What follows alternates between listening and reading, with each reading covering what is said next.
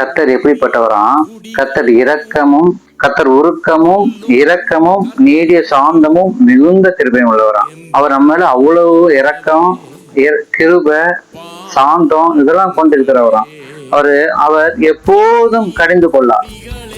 அவர் என்றைக்குமே நம்ம மேல கோபம் கொண்டிருக்கிறாராம். நம்முடைய தேவன் என்னைக்குமே கோபப்பட மாட்டாராம். என் பிள்ளை எப்படியாச்சும் திருந்தினா போதும், என்கிட்ட வந்தா போதுன்ற நினைப்புலதான் அவர் உட்கார்ந்துட்டு இருக்காரு. அப்ப நம்ம பாவம் செஞ்சுட்டோம், நம்ம அவர்கிட்ட போக முடியாது, அவர்கிட்ட நம்ம ஜெபிக்க முடியாது, அவரை நம்ம ஆராதிக்க முடியாதுன்னு நினைக்கவே வேண்டாம். நம்மளோட பாவங்களை நம்ம தேவன்கிட்ட அறிக்கையிட்டோம்னா அவர் மன்னிக்கிறதுக்கு மிகுந்த கிருபை உள்ளவரா இருக்காராம். அதான் எப்பொழுது நம்ம மேல கோபம் கொண்டிருக்காராம். என்னைக்குமே நம்ம கடிந்து கொள்ள மாட்டாராம். அன்போடு ஏற்றுக்கொள்றாராம். சரிங்களா? அப்ப அவரை நம்புகிறவர்களுக்கு மிகுந்த கிருபை உண்டாயிருக்கும். அவர் நம்முடைய பாவங்களுக்கு தக்கதாக நமக்கு செய்யாமலும் நம்முடைய அக்கிரமத்துக்கு தக்கதாகவும் நமக்கு சரி கட்டாமலும் இருப்பாராம். நம்மளோட பாவ அளவின்படி நமக்கு எதுவும் தண்டனை கொடுக்க போறது இல்லையா?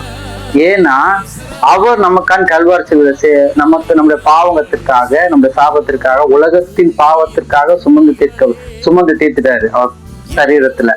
அப்ப அந்த பாவத்துக்கு தக்கதாக நம்ம சரி கட்டாம இருப்பாராம். பாவம் பெருசு, பாவத்தை காட்டிலும் அவருடைய கிருபை பெருசா இருக்கு. பாவம் பெருசுன்னு நினைச்சீங்கன்னா அதை காட்டிலும் அவருடைய அன்பு பெருசா இருக்கு. பாவம் பெருசுன்னு நினைச்சீங்கன்னா அவருடைய இரக்கம் பெருசா இருக்கு. அப்ப அந்த இரக்கத்தை மட்டும் நினைங்க, பாவத்தை மறந்துடுங்க. பாவத்தை அறிக்கையிட்டு தேவன்கிட்ட ஒப்புரவாகும் பொழுது நமக்கு அவர் மன்னிக்கிறதுக்கு மிகுந்த கிருபை உள்ளவரா இருக்கிறாராம். ஆமென்.